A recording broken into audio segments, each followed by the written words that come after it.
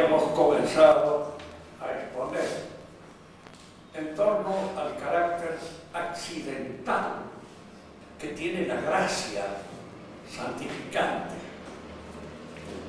Vamos a explicar mejor esto para que quede claro, porque no siempre estas explicaciones aparecen bien marcadas en las homilías que en general dan los sacerdotes. La gracia, habíamos dicho, es un accidente. Es un accidente que le sucede al hombre no por una instigación o por un proceso de desarrollo natural. Es decir, la gracia no es algo que le acontece naturalmente, como es, por ejemplo, la sociedad. El hombre es social por naturaleza, pero a la gracia no llega por naturaleza. Y digo esto ahora porque precisamente en muchos de los teólogos modernos existe una tendencia a disipar la distinción que hay entre la gracia y la naturaleza. Es decir, enseñan la gracia como si fuera una consecuencia propia de la naturaleza. Y no lo es. Entonces no aparece clara la distinción entre gracia y naturaleza. Distinción que es conveniente establecerla. La gracia la da Dios. Y es algo gratuito. Es decir, es algo que brota en nosotros como consecuencia de una dádiva puramente gratuita por parte de Dios. Y a la vez, si nosotros la analizamos, la observamos con ciertos ojos que nos permitan hacer comparación con las cosas naturales, que a fin de cuentas lo que nosotros conocemos son más bien las cosas naturales. Y a lo sobrenatural lo conocemos en alguna medida por la analogía que suelen tener con las cosas naturales. La gracia viene en el hombre como un principio que se injerta. La palabra, el injerto de la gracia, está empleado muchas veces en San Pablo. Y a raíz de San Pablo se usa mucho en el pensamiento teológico católico interpretar la gracia como si fuera un injerto que se produce en la naturaleza. Fíjense ustedes bien, es al mismo tiempo un principio de vida sobrenatural que se da en el cristiano, que se da en aquel que, habiendo sido bautizado, recibe la gracia. Es indudable que si en el bautismo la gracia entra a producir sus efectos dentro de la naturaleza, la gracia no borra la naturaleza y actúa sobre la naturaleza. De manera que este principio, que en un principio es aceptado sin la contribución voluntaria por parte de aquel que lo recibe, debe en el curso del tiempo tener esta aceptación voluntaria. El sacramento de la confirmación, en alguna manera, significa que el hombre ya asume la responsabilidad de hacer crecer este principio sobrenatural que se incuba en él desde el bautismo. Entonces la naturaleza acoge la gracia, y al acoger la gracia, diríamos así, la cultiva, diríamos así, la sostiene como un elemento natural que es acogido por nosotros y al mismo tiempo sostenido en su propia naturaleza. La gracia incoa esta otra ciudadanía, que va a ser la ciudadanía celeste, la ciudadanía de ese reino de Dios, que no es de este mundo, pero que se inicia, se incoa en este mundo. Importante establecer estas conexiones, porque cuando uno le pregunta al cristiano cuál es su deber para con la iglesia y para cuál es, de alguna manera, la acción que la iglesia realiza dentro de la sociedad, hay que tener en cuenta bien estos principios, claro, para no equivocarse ni en la relación, ni en las obligaciones que nosotros tenemos para con la iglesia, ni tampoco a veces los mismos detentores oficiales de la iglesia se equivocan muchas veces en la trayectoria, la perspectiva de su propia actividad como misioneros de esa iglesia. Decimos entonces que es un principio y es equivalente a un principio vital. Si nosotros tomamos, a fin de cuentas, pensamos que es un ser vivo, nos damos cuenta que está constituido por una serie de elementos materiales que pertenecen a la naturaleza cósmica. Está compuesto de agua, hidrógeno, oxígeno. Mi química es bastante reducida, de manera tal que me voy a detener en estos aspectos así fundamentales de su composición. Pero de cualquier manera todos estos elementos que lo componen están intrínsecamente perfeccionados por un principio del cual estos elementos participan. Acá es donde conviene siempre aclarar algo en función de estas distinciones que son fundamentales en el terreno de la filosofía. La materia no constituye al hombre, sino es vivificada, sostenida, perfeccionada por la actividad de este principio. Un animal, por insignificante que sea, una pulga, todo aquello que se incorpora a su cuerpo como nutrición, como elemento nutritivo, como alimento, pasa a formar parte de su realidad.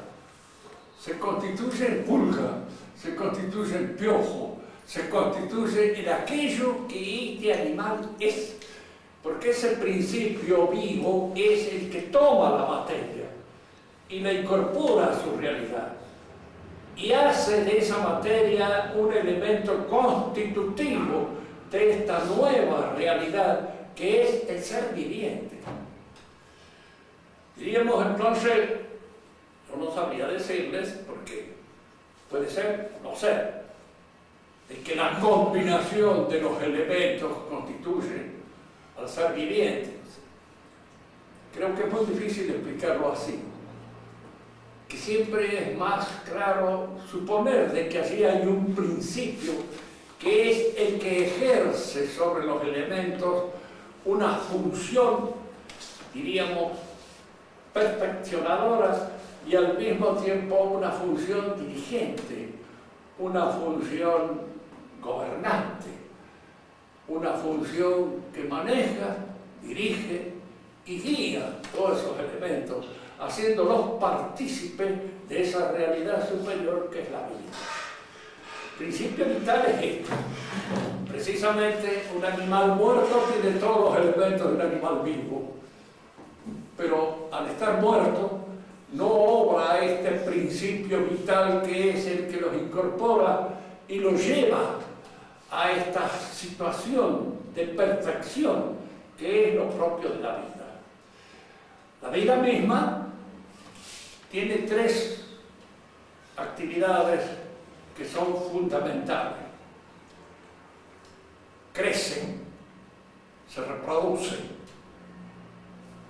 y diríamos así, de alguna manera, ese crecimiento se reproduce y se nutre. Se nutre de otros elementos que incorporan y que forman parte de su misma constitución. El vegetal y el animal son seres vivos. En uno y otro existe este principio vivo que la antigüedad llamó alma. Como nosotros cuando hablamos del alma pensamos en la posibilidad de su sobrevivencia después de la muerte, pensamos al mismo tiempo que el animal y el vegetal no tienen alma. Pero en la terminología de Aristóteles sí, tiene. Eso se llama el psiquismo, tanto vegetal como animal.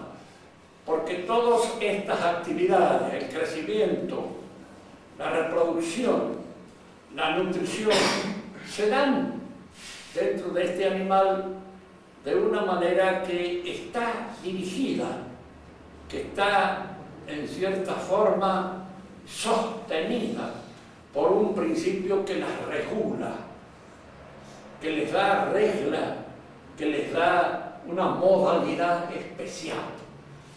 El animal no se nutre hasta reventar, ni crece hasta que se cae, se dobla. Los crecimientos, incluso del álamo o de los vegetales más altos, tiene un límite. Y ese límite está impuesto por las posibilidades de sobrevivencia. El viento puede romperlo, pero no es fácil que lo rompa porque están hechos de alguna manera a resistir el embate de los vientos. El vegetal se nutre de la zona en donde se encuentra. Allí haya su alimentación, allí haya su comida, porque no tiene, por lo menos es nuestra sospecha bien congruente, no tiene conocimiento. Y entonces se adhiere al lugar. Por eso los vegetales, ustedes los observan bien, son los que padecen aún en su corporalidad, en su forma especial, todas las condiciones de la situación geográfica que les toca vivir. Hay vegetales propios de esta zona nuestra, árida. Los hay que necesitan más agua y tienen también en su forma de presentación esta vitalidad más propia de aquellos que están en un ambiente físico más, diríamos, adecuado a su desarrollo vital. El animal no refleja con tanta claridad, diríamos así, el ambiente en el cual vive. No refleja su modo, hay un cierto mimetismo animal, hay una cierta forma de disfrazarse dentro de la naturaleza en la cual vive, que es la que le permite sobrevivir al ataque de los otros animales que se alimentan de ellos. Pero el animal tiene conocimiento, y este conocimiento, que es un conocimiento puramente sensible, es lo que le permite desarrollarse en un ámbito mucho más amplio que aquel que es el ámbito propio del vegetal. Hay animales que tienen un ámbito muy amplio. Pájaros migratorios, por ejemplo, pueden migrar de un continente a otro y están guiados por ciertos instintos, los cuales los que estudian, los ornitólogos, tratan de conocer cuál es la calidad de estos instintos. Yo no sé a qué conocimiento puede llegar, pero indudablemente se trata de cosas bastante difíciles de entender qué es lo que los guía, qué es lo que le permite atravesar los espacios que atraviesan para ir en busca de la situación que les es cómoda. El conocimiento propio del animal es un conocimiento que a nosotros nos es un tanto misterioso. El perro, que es el que tenemos más cerca, que es aquel que de alguna manera se ha degenerado casi junto con nosotros, porque es dentro de los animales es posiblemente el de naturaleza más cercana a la naturaleza caída, que es la propia nuestra, que ha perdido mucho de sus instintos como consecuencia, diríamos así, de su adaptación a un ámbito artificial. Y tiene ciertas modalidades, ciertas características que nacen de ese contacto de la vida con nosotros. El animal, según la forma de entender que tenían los escolásticos, es lo que tienen, digamos así, una capacidad estimativa. Es decir, perciben en la realidad cuando la realidad les es favorable o cuando puede no serles favorable. Hay una estimación, una cierta valoración de la situación que les permite captar cosas que indudablemente no son tan fáciles de entender cómo se captan. No hablamos, pero que son los más conocidos, que de alguna manera son los que nos permiten a nosotros entenderlo mejor, pero se conoce cuando el dueño está enojado. ¿Se da cuenta? Y a veces no necesita que le peguen un grito tampoco, se da cuenta nomás por la situación acá, el horno no está para bollo, es mejor desaparecer por el momento de aquí para evitar cualquier inconveniente. Lo hacen con ese conocimiento. Pero en general los animales todos tienen esta capacidad estimativa, esta apreciación, esto que nosotros en el terreno de las cosas humanas llamamos pálpito. Fíjense que a veces, que esta es una expresión usual en nuestro lenguaje cotidiano, común, pero a veces no sabemos por qué en un momento determinado que acá yo estoy oliendo mal la cosa. Esto no va a terminar muy bien porque hay un ambiente en el cual no me gusta nada. Y ese pálpito a veces es muy acertado y muy efectivo. Es lo que podríamos llamar, en términos ya más eruditos, una valoración de la situación que nos permite intuir la situación. Yo me acuerdo siempre de un viejo amigo nuestro. Una vez tuvo un encuentro muy desagradable en un boliche donde él había entrado. Y entonces él dijo con una expresión muy típica argentina y muy boca sucia, que no voy a repetir, que casi el dolor, dice, el dolor se va a producir. Y efectivamente se produjo en contra de él, que alguien andaba ahí. Y tuvo que matar a un hombre como consecuencia, diríamos así, de esta situación en la cual él se encontró. Por él palpitó en el momento en que entró de que la cosa se estaba poniendo muy fea y muy difícil de enfrentar de una manera tranquila. Había que enfrentarla de una manera violenta. Siempre les he dicho y les recuerdo, la violencia a veces no hay más remedio que tomarla y llevarla a cabo, pero es la cosa más difícil de administrar. Siempre hay que tener una gran prudencia para saber en qué momento es en que tenemos nosotros que imponer un acto o una actitud violenta. En los animales existe la estimativa. En el hombre, todas estas actividades, ¿sí? La actividad de nutrición, de crecimiento, de reproducción, se dan dentro de un contexto espiritual. Es importante esto. Porque incluso fíjense que la actividad probablemente la más profunda de la vida humana es la relación con la mujer, es la actividad del sexo. Hoy día se tiende a tomar esto como si fuera un acto de suposición puramente higiénica. Se ve desde un punto de mira pura y exclusivamente médico, como si en la cosa no intervinieran nada más que aspectos fisiológicos y no intervinieran para nada aspectos espirituales.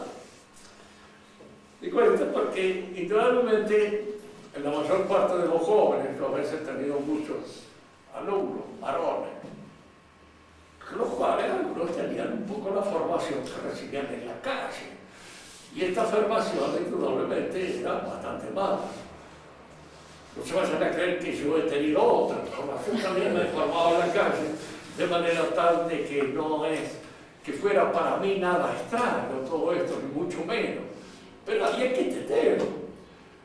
Y yo le decía, cuando hablamos de la naturaleza humana, nosotros no hablamos de un animal al cual le corresponde sacar cuentas, pagar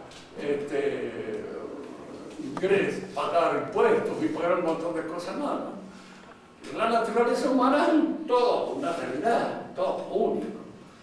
Y en él se dan todas estas cosas dentro de un dinamismo, dentro de una economía que está regida y dirigida por los aspectos espirituales de la vida. Y esos aspectos espirituales ingresan en todas sus actividades y, diríamos así, la constituyen, le dan a esas actividades el carácter humano que debe tener. Una relación entre el hombre y la mujer no es tampoco una relación individual que uno debe solucionar sin tener en cuenta absolutamente el carácter social de nuestra naturaleza. Porque en ella está comprometida de alguna manera la vida.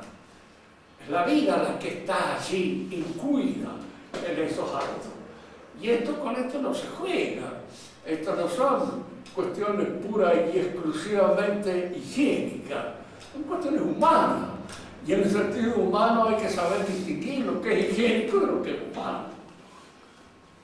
Fíjense que en esta relación, por supuesto, se crece, se madura, se alcanza una cierta plenitud a veces, no siempre. Que la mayor parte de las actividades del hombre están frustradas, quedan reducidas, como consecuencia precisamente de su naturaleza caída. Siempre se busca el menor esfuerzo, siempre se busca de alguna manera aquello que es para nosotros más confortable, más placentero, y no se tiene en cuenta todas aquellas otras cosas que implican el deber, que implica la obligación, que implica en cierto modo hacerse cargo de una responsabilidad determinada. Es importante tener esto en cuenta, porque a veces sucede esto. Yo he leído la vida de Augusto Comte. Era medio loco y estuvo encerrado a veces en un manicomio.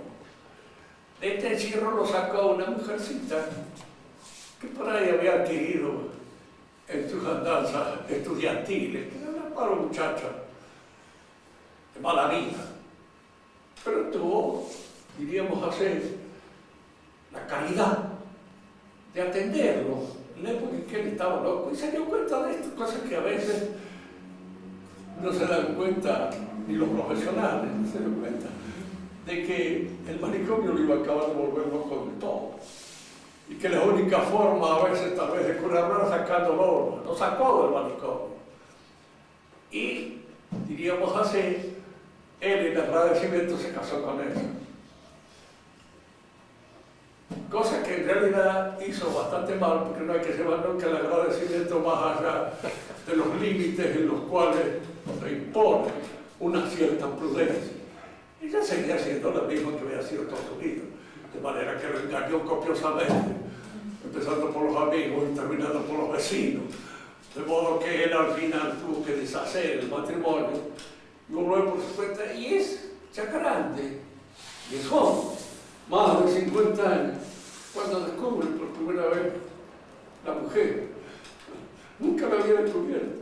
Nunca se había dado cuenta de que, porque este es un descubrimiento que el hombre hace en un momento determinado. Y es un descubrimiento que nace, cuando nace de la madurez del hombre. Cuando él percibe, esta es la mujer. Y aquí en esta relación de mujer y de hombre, es donde alcanza esta plenitud, que no se da en todos los otros actos superficiales, en los cuales se pueden agotar una cantidad de aventuras sin resultados, sin responsabilidad, sin nada, que no sirven absolutamente para nada, ni siquiera en la plenitud de la realización sexual de los actos. Es importante esto porque cuando nosotros hablamos de este principio, que es aquel que constituye al ser humano en un ser humano, este principio obra sobre todas las actividades.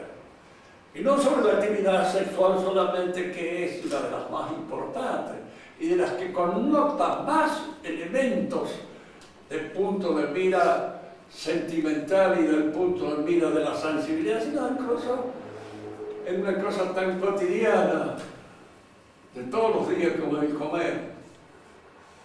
porque el hombre no come como un animal.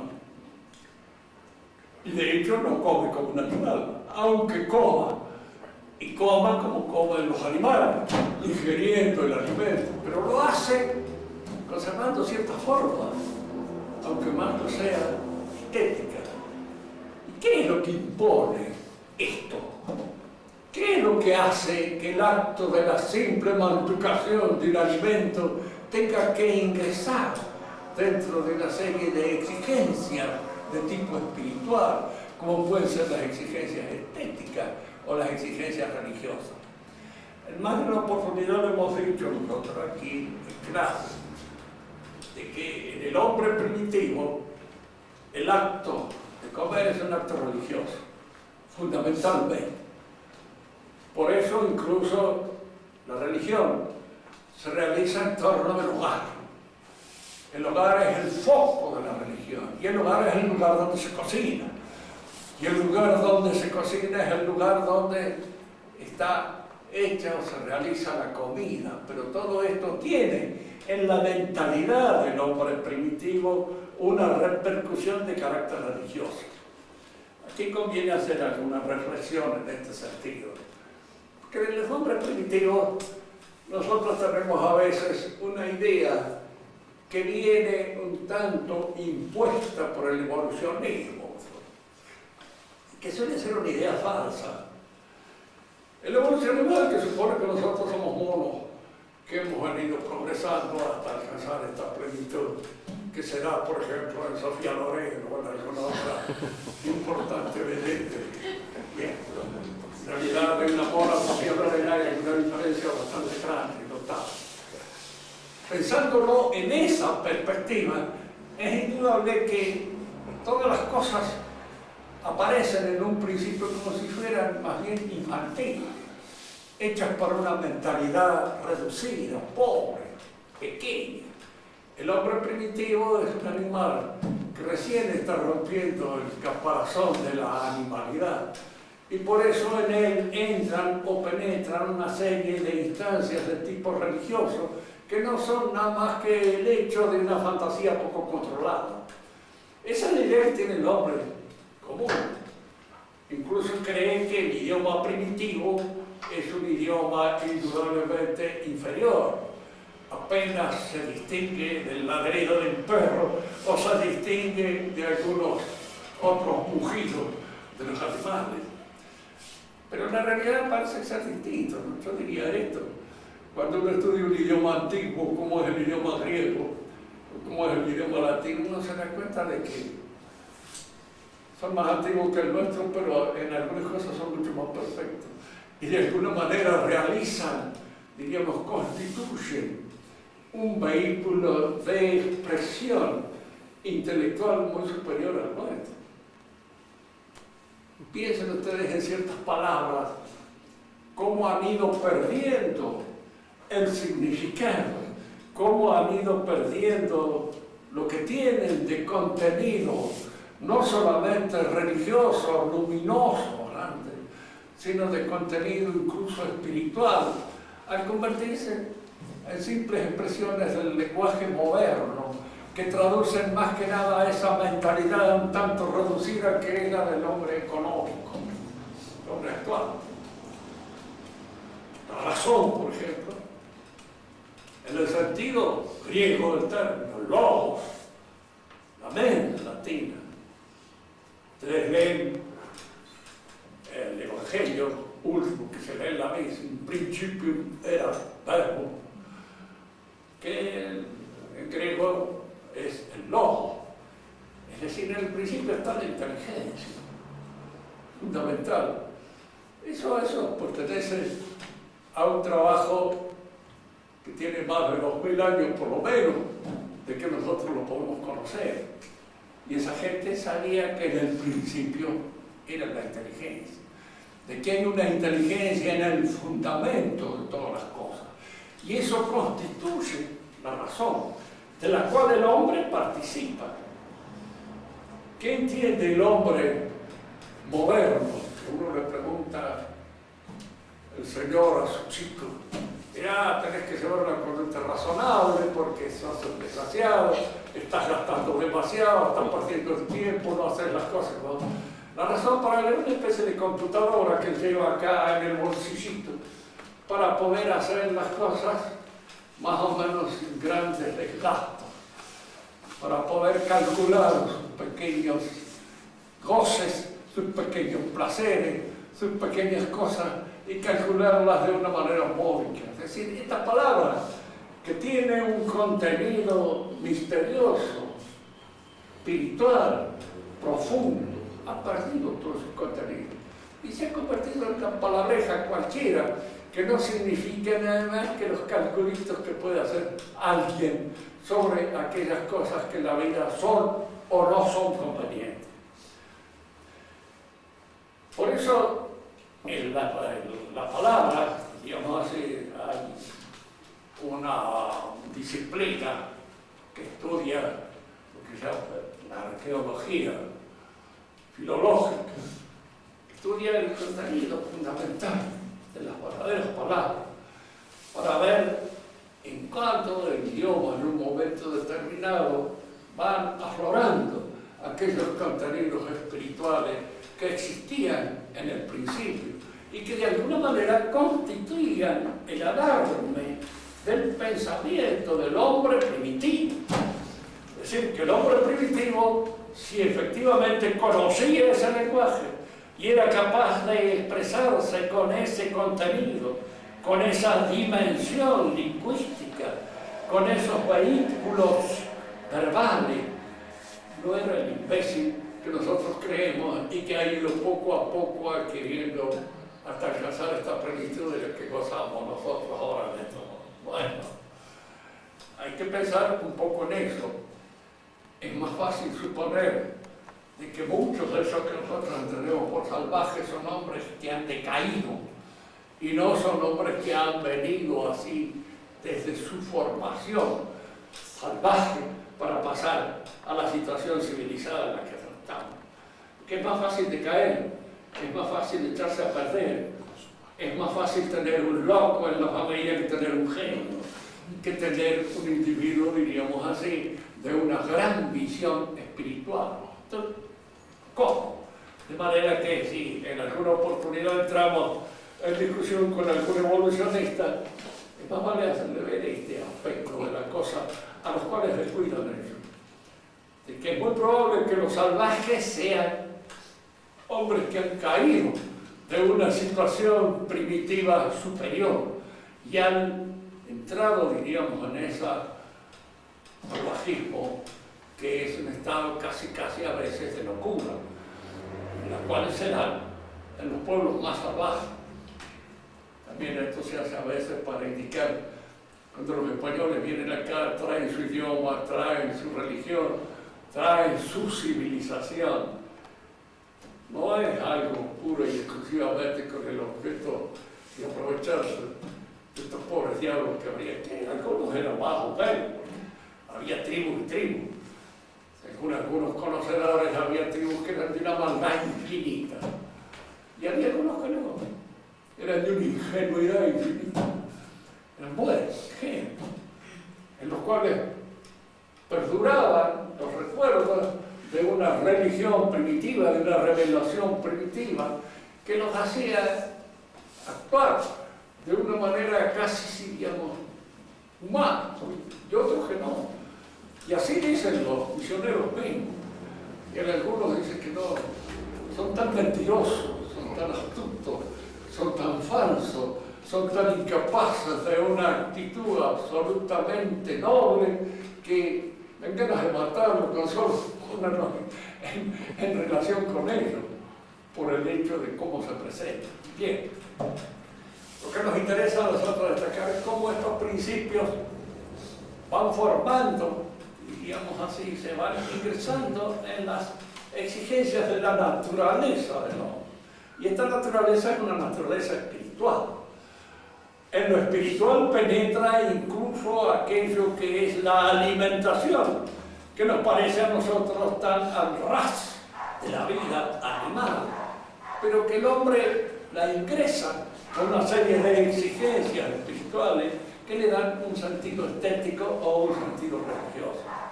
Lo mismo sucede con la relación del hombre y la mujer, y lo mismo sucede con el crecimiento. Un árbol lindo es un árbol grande. Un animal lindo ya no es por el tamaño, pura y exclusivamente. Lo es más bien por su capacidad de obrar, de actuar. Si es un corredor, por la carrera. Si es un depredador, por su capacidad para depredar. Pero hay algo en él que indica la insistencia de una cierta, no educación, pero sí de un cierto adiestramiento. Se adiestra para alcanzar una cierta capacidad, un cierto, diríamos, oficio en la realización de aquella su actividad propia. En el hombre hay adiestramiento y al mismo tiempo hay educación. La educación es aquello que lo lleva al más alto grado de las exigencias de su perfección espiritual. Es allí donde alcanza y completa el logro de sus aspiraciones. Y lo que nos interesa a nosotros desarrollar ahora aquí es esto. La vida sobrenatural que ingresa en el hombre, sobrenaturalmente, afecta al mismo tiempo todas estas realidades que están en el fundamento de su vida. Afecta la alimentación, afecta la vida sexual, afecta el crecimiento, tanto en el orden de la educación del hombre. Por supuesto que sí. Y los hace ingresar, de hecho, en un perfeccionamiento superior, al que el hombre no tiene acceso por naturaleza, pero tiene precisamente acceso a través de la gracia. En la relación del hombre y la mujer, la gracia establece un sacramento. Es un sacramento. Cuando uno tiene que imponerse esta idea en la cabeza, no va a contraer matrimonio, y se da cuenta de que va a ingresar en las exigencias de un sacramento, es cuando uno tiene que adquirir una dimensión clara de lo que es un hombre y una mujer, que están unidos por un sacramento. El hombre y la mujer, por supuesto, diríamos así, el aspecto fisiológico es el mismo que sucede con cualquier hombre y cualquier otra mujer. Bien, sobre esto no hay mayores cambios, pero los mayores cambios vienen por la responsabilidad espiritual que esta nueva dimensión del acto proyecta sobre toda la vida del hombre y de la mujer. El cristiano ya no es el mismo hombre que el otro hombre común. Hay en él una exigencia valorativa que lo lleva a tener que luchar contra sus desmayos, contra sus caídas, contra sus debilidades, para poder estar a la altura de la exigencia que el sacramento impone. Si uno me pregunta, pero usted hablaba de la alimentación, ¿en qué sentido cambia el sentido de la alimentación? Si ustedes mantucan el cuerpo de Cristo, no es lo mismo que el alimento natural. El alimento natural es una realidad que se incorpora a nuestro ser físico por medio de la mantucación. Y al incorporarse a nosotros, diríamos así, el alimento natural toma nuestra consistencia, se enaltece. Esa lechuga que comemos se convierte en nosotros. Y esto de cualquier manera, aunque la lechuga no la agradezca de ningún modo, la hace partícipe incluso de nuestra vida espiritual, porque es a través de nosotros como participa de la vida del Espíritu y como esto ingresa a la vida del Espíritu. Entonces, el alimento natural se recoge de la naturaleza, del nivel ontológico en que esas cosas están. y al incorporarse al hombre suben, crecen, se perfeccionan, se convierten en algo humano y al convertirse en algo humano se espiritualiza por la acción humana que esas cosas reciben. En cambio ahora el alimento viene del cielo, el alimento es el cuerpo de Cristo. Digo esto porque a veces dan ganas de llorar cuando uno piensa de que los príncipes de la iglesia no tengan en cuenta este hecho fundamental de que en la mesa nosotros incorporamos a nuestra realidad el cuerpo de Cristo. Bien, se nos dice, este es el cuerpo de Cristo, pero a veces no basta con decir, reconozcamos aquello que me preguntaba en cierta oportunidad, una joven que suele venir a veces aquí, dice, y la nueva misa, ¿qué es lo que tiene de malo? Yo digo, lo que tiene de bueno siempre una cosa es que la lex credenti, la lex del credo, el credo, debe estar reflejado en la lex orandi, en el que ora. Debe estar allí, claro, preciso, determinado, reflejado. Si nosotros nos unimos frente al altar, es porque suponemos que así se produce el sacrificio de nuestro Señor Jesucristo. Si nos unimos en torno a una mesa, podemos sospechar que así lo que hacemos es recordar pura y exclusivamente la última mesa, la última cena. Y nada más. Ah, pero es que nosotros decimos que hay algo más, sí, pero el aparato, la lex orandi, el elemento cómo se ora, estoy yo, diríamos así, integrándolo en el credo, o estoy ocultando una serie de misterios que se dan en el credo. Porque yo no digo que la nueva misa niegue efectivamente de que la misa es un sacrificio, pero lo oculta, no lo manifiesta, no lo pone claro. ¿Por qué? Para quedar bien con los protestantes. Para quedar bien con el protestantismo, para que el protestantismo acepte esa misa también, sin menoscabo, sin elementos, diríamos así, que los pongan en contradicción consigo mismo. Y si la misa no está claro el sacrificio, ¿cómo va a estar clara una presencia real en la hostia de Cristo? Porque si hay presencia real, hay sacrificio real, aunque incruento, pero es el sacrificio real. Es eso. Si no está claro el sacrificio, no está clara la presencia real.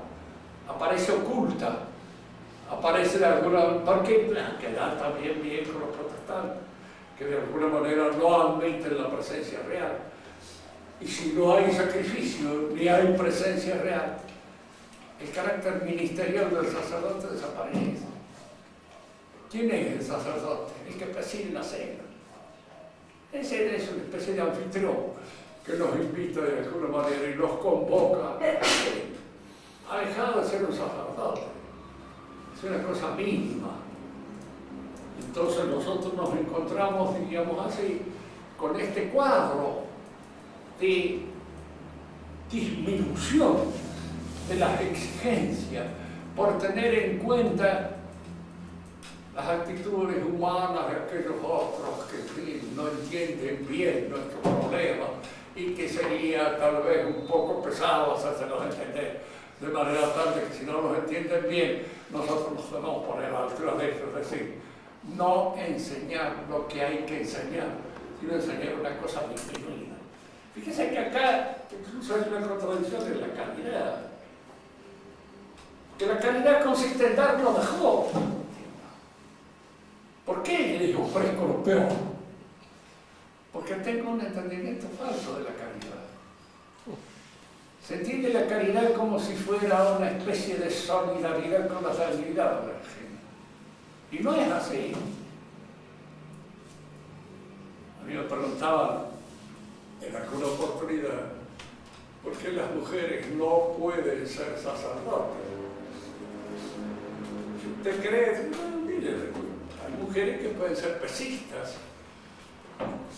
Y hay mujeres que pueden ser excelentes criminales, de asaltantes de bancos, cualquier cosa, pero no es la función específica.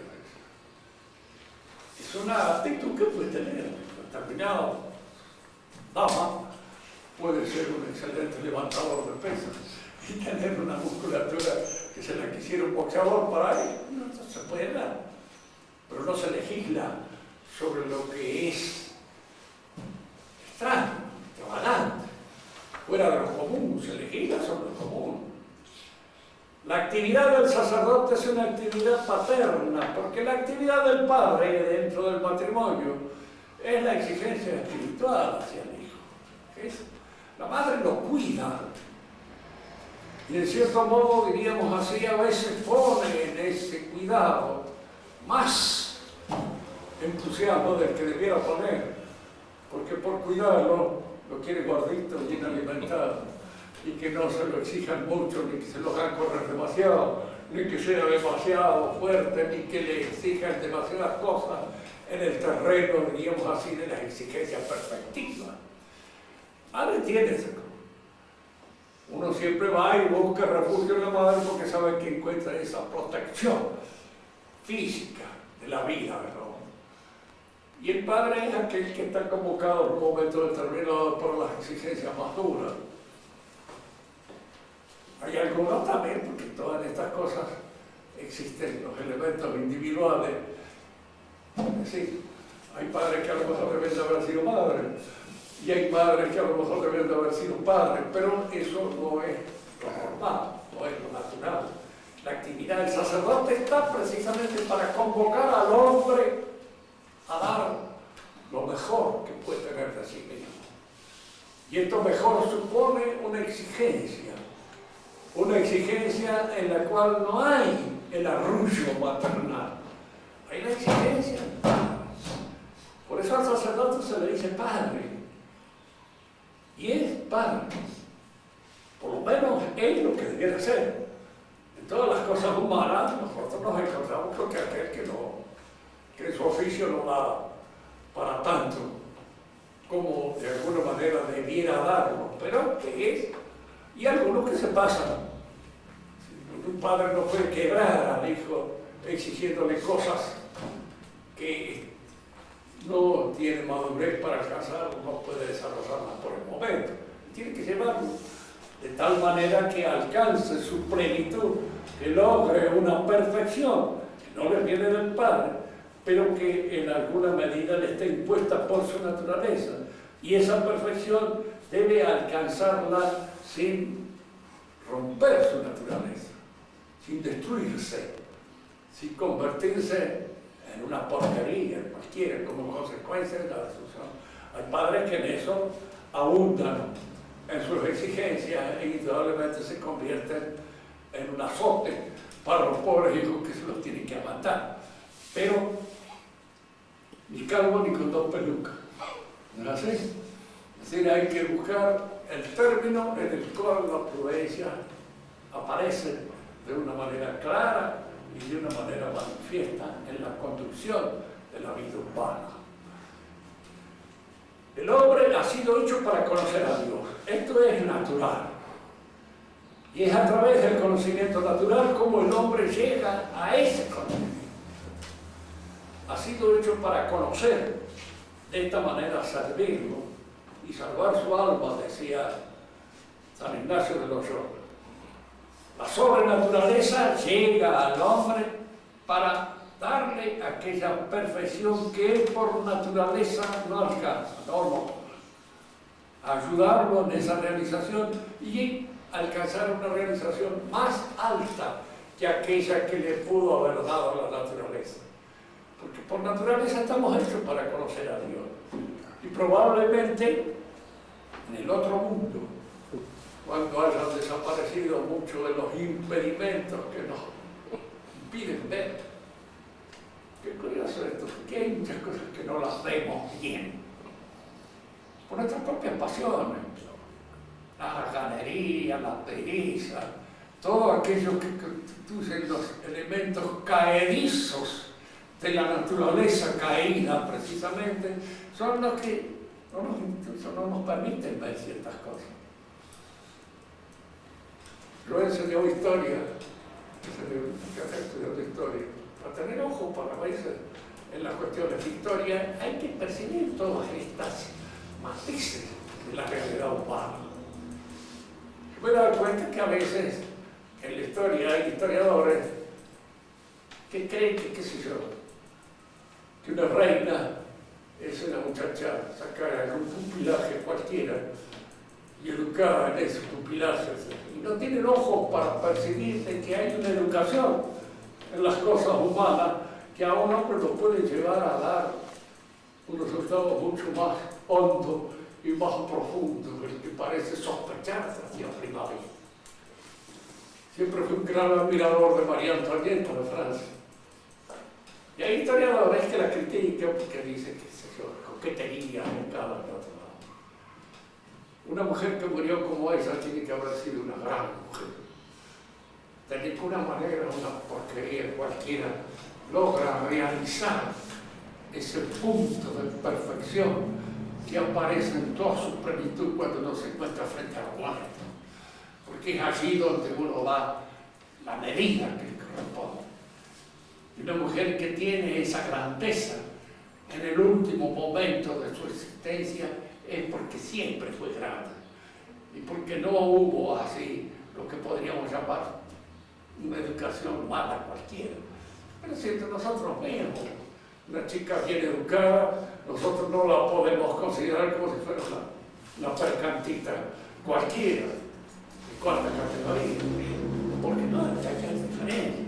Y esas diferencias existen y son el resultado de una buena o de una mala educación. Se dice hoy muy fácilmente, en realidad entre el hombre y la mujer las diferencias son impuestas por la cultura. La cultura impone diferencias, indudablemente, pero las impone sobre la naturaleza y teniendo en cuenta las exigencias de la naturaleza. Si una mujer es educada como un hombre y de alguna manera sin distinción del hombre, hoy o mañana un hombre que se casa con él se encuentra casado con otro hombre y probablemente el asunto no va a dar buen resultado. ¿Por qué? Porque para que haya buen matrimonio tiene que haber un hombre y una mujer. Es fundamental, aunque esto desdiga mucho a estos maricas que suponen que puede haber por parte de ellos, es simplemente una inhibición, un sarcasmo hacia el matrimonio, nada más. El objeto es burlarse de una manera cruenta de esa institución que es el matrimonio. Por ahora nada más, y con esto hemos dado por terminado este curso. Si Dios quiere, el año que viene podemos empezar alguna cosa. Siempre conviene, yo creo que es bueno aprender cuestiones de filosofía, sobre todo para aprender a razonar bien y a mantener, diríamos, refinado el entendimiento, las distinciones. Las ciencias comunes no tienen esa fineza para la percepción de lo que es distinto. Se apoyan siempre en los datos de la sensibilidad, de lo que dan los aparatos, pero hay que saber manejar también la inteligencia. Y hoy se está haciendo de esto escarnio. No se cultiva la inteligencia. ¿Por qué? Porque lo que se quiere es un rebaño mostrenco que piensen todos de la misma manera y sigan las indicaciones del diario o las indicaciones monocorde de los que manejan este negocio que es el mundo. ¿Alguna pregunta? Sí, Pedrito, vos has estado escuchando con toda atención.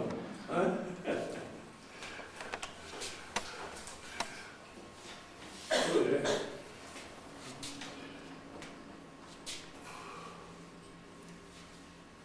Sí, no. ¿De qué manera la misa nueva esconde el sacrificio? ¿Qué es lo que hace? Y porque en su apariencia te presentan una mesa donde se va a comer.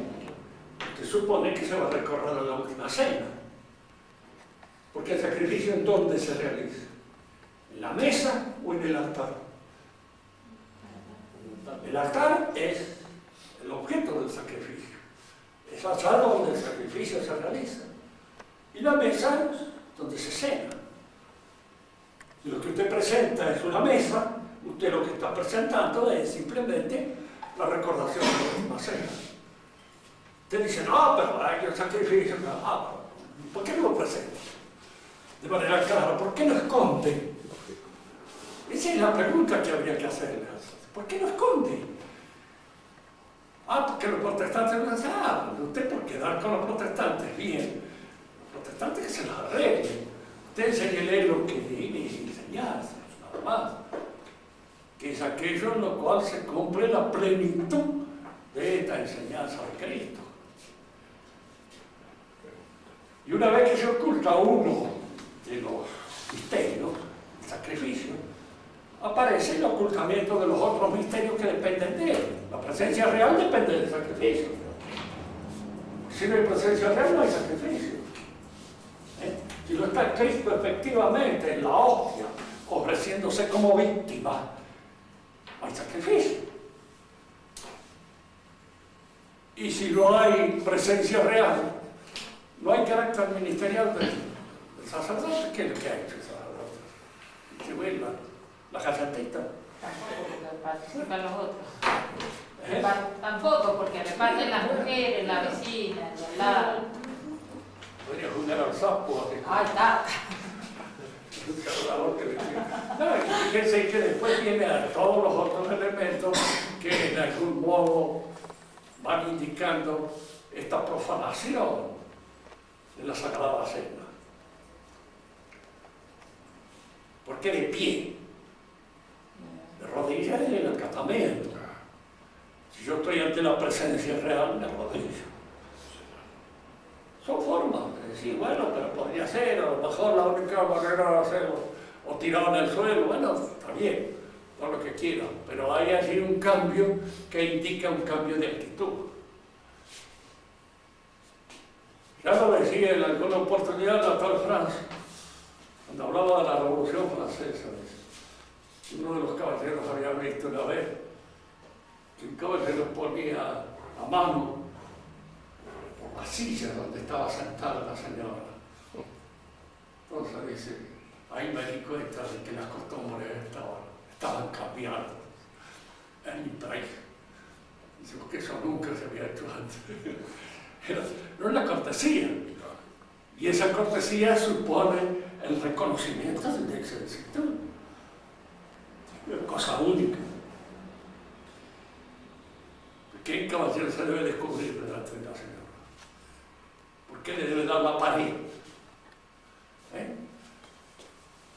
Yo tengo un amigo mío que una vez salió con su suegra.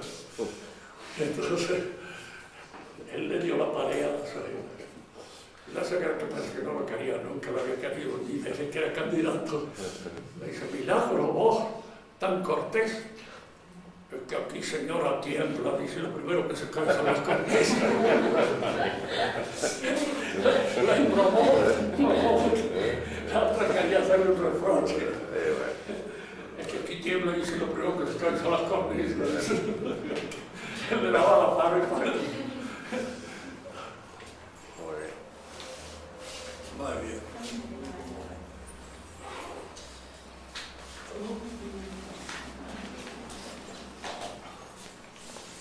Así que ojo, ¿Sí? desde la pared ya va sabiendo qué motivo te da la pared. Está bien.